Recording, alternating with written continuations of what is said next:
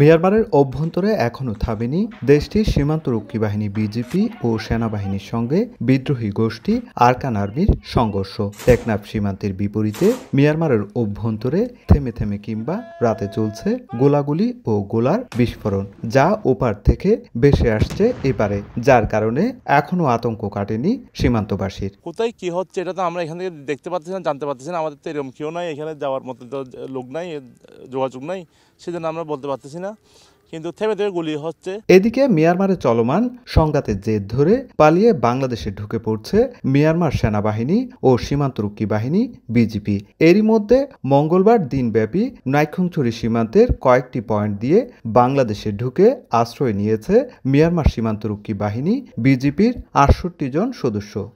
এর আগে সোমবার বান্দরবনের নাইক্ষ্যংছড়ি উপজেলার ২২ সীমান্ত দিয়ে ২ সেনা সদস্য পালিয়ে আসে, আর রোববার টেকনাফ সীমান্ত দিয়ে পালিয়ে আসে বিজিপির আরও ১৪ জন সদস্য। তাদের কাছ থেকে অস্ত্র জমা নিয়ে বিজিপি তাদের হেফাজতে নিয়েছে।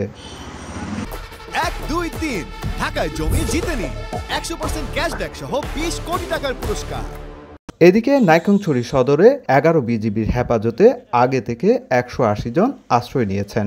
এ নিয়ে মোট ২৬৪ জন অবস্থান করছে নাইক্ষ্যংছড়ি বিজিবি সরকারি প্রাথমিক বিদ্যালয়ে, যার মধ্যে ৫ জন সেনা সদস্য এবং ২৫৯ জন বিজিপি সদস্য।